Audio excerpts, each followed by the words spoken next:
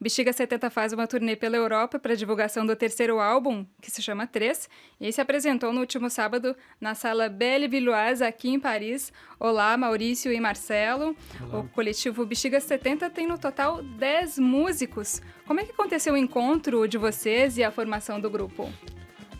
O Bexiga 70 é resultado de várias experiências que a gente desenvolveu no estúdio Tractana, que fica justamente no número 70 da Rua 3 de Maio, que é a rua mais importante do Bexiga. Então o nome vem justamente desse espaço, né? É uma música que ela é criada no Bexiga, no número 70 da 3 de Maio, por isso que é o nome. E a partir de vários discos que a gente foi produzindo lá, de cantores e projetos tal, trilhas, enfim, foi juntando-se esse time e a fim de fazer um som que fosse divertido pra gente, que fosse sincero, instrumental, sem limites de gênero. E como é que todo esse grupo se encontrou?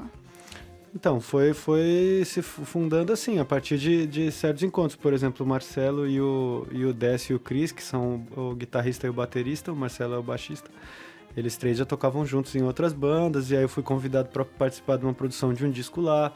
Aí como levei meus teclados, começamos a fazer coisa junto, aí depois os metais desse mesmo disco acabaram sendo os mesmos caras que tocam hoje, entendeu? A gente foi virando uma banda da casa, lá nesse estúdio, e aí falamos, pô, a gente já é um time, vamos fazer um som pra gente mesmo e se divertir, e um pouco essa sonoridade já estava presente nesse disco, que é o disco chama Taxi Ima, do Pipo Pegoraro, um cantor lá de São Paulo. A gente está ouvindo aí a faixa Mil Vidas, que já dá uma palhinha de toda a mistura de ritmos, de sons, de culturas da música de vocês.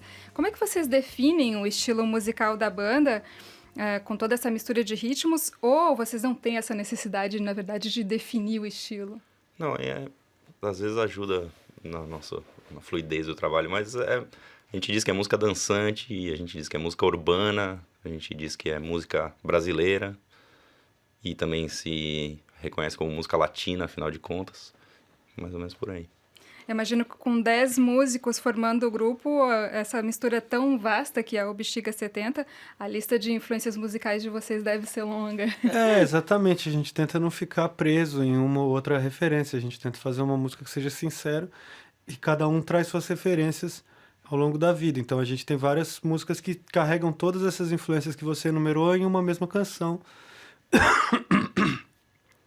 Por causa de uma linha percussiva que rege tudo, que ela é originalmente africana, e aí uma linha de guitarra que vem mais pro funk, e uma linha de sopro que tem mais a ver com, enfim, com a banda de pífanos, ou com o carnaval de Recife, o frevo, ou que tem mais a ver enfim, com outros ritmos caribenhos, latinos, enfim, cada música a gente já consegue somar vários tipos de influência, assim, então a gente escuta muita música, são 10 caras que trabalham também produzindo discos e também escutando muita música e muito diálogo o tempo inteiro, assim, então a gente tenta fazer uma coisa que seja sincera, agrade os 10 e acaba carregando sempre o máximo de influência a cada uma das músicas, entendeu? Cada música a gente tenta descobrir até onde vai essa viagem e essa possibilidade de unir ritmos que às vezes são meio inusitados de se encontrarem, assim. Uhum. E falando um pouquinho mais do terceiro álbum de vocês, como o próprio nome já diz,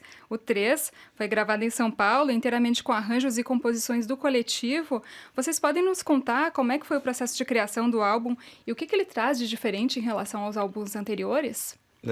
O 3 a gente fez ele inteiro voltando da Europa, a gente fez uma turnê, e voltando da Europa a gente tinha que cumprir um prazo para entregar esse disco.